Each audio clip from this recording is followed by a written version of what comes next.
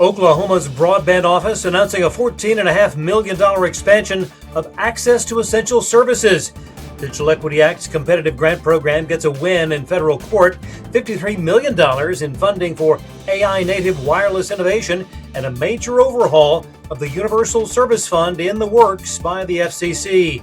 Those stories and more on This Week in the Broadband Universe. Hello, everyone, and welcome. I'm Craig Corbin.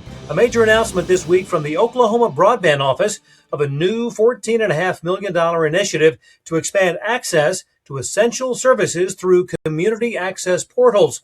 Public libraries statewide will be transformed into access points for telehealth consultations, virtual primary care appointments, workforce development services, and much more by way of the 175 community access portals. More than 75 rural libraries and regional library systems have already expressed interest in the program, and we will have much more on this story in the coming weeks. The Digital Equity Act competitive grant program now moving toward reinstatement.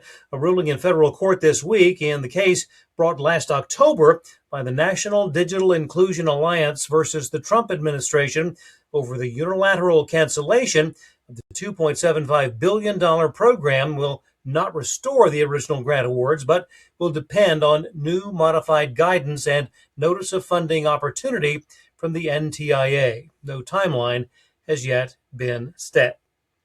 Comcast has agreed to establish a $117.5 million fund to settle claims stemming from a class action lawsuit related to the massive cybersecurity breach back in 2023.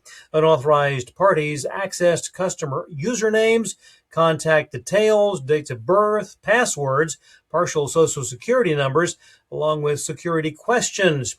35.8 million Comcast subscribers were affected. Eligible consumers may gain reimbursement for up to $10,000 for out-of-pocket losses. Final amounts distributed will depend on the total number of valid claims, less the $40 million allocated for attorney fees.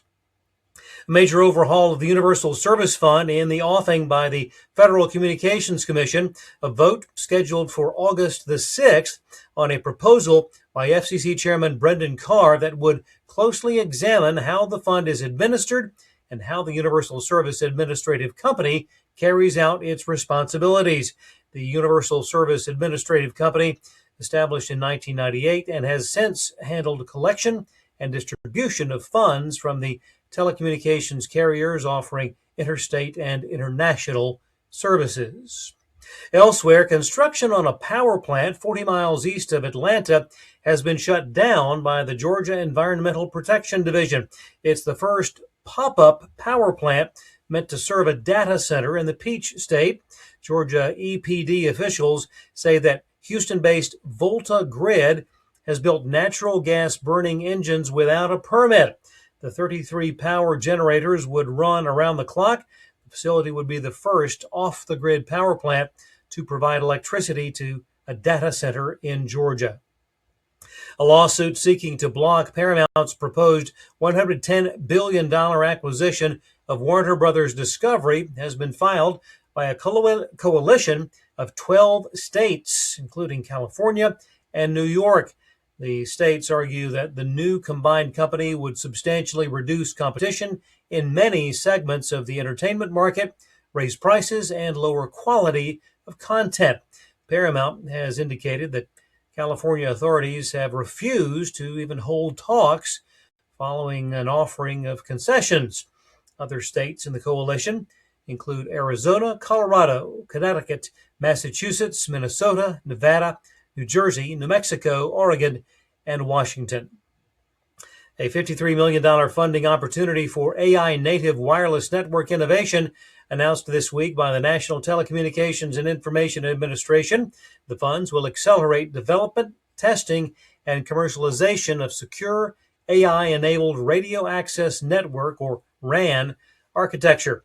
This marks the fourth notice of funding opportunity under the Public Wireless Supply Chain Innovation Fund. Priority will be given to projects demonstrating both technical performance and commercial viability of AI-native RAN technologies. Applications opened on July 14th and will close September the 9th.